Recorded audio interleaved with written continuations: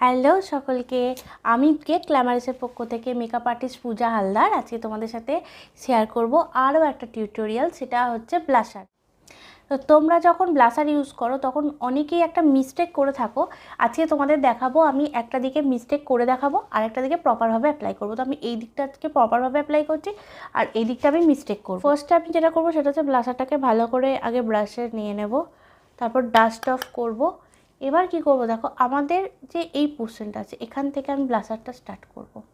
Start করে এই অবধি আলসারটা অ্যাপ্লাই করছি, ঠিক আছে? দেখে নাও, ঠিক আছে? এভাবে আমি অ্যাপ্লাই করব। দেখো জাস্ট লুকটা কেমন হচ্ছে।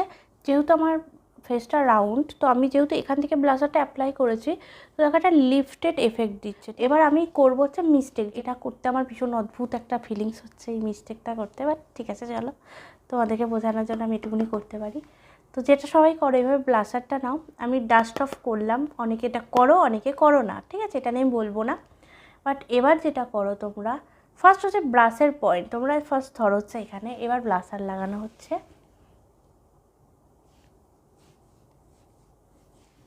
দাঁড়াও, আমি ভয়ে বেশি কালার নিচ্ছি না।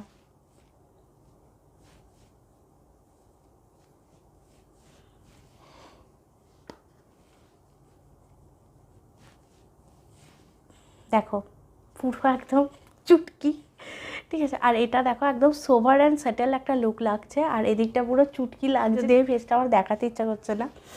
তো ঠিক আছে, এটা হচ্ছে মিস্টেক।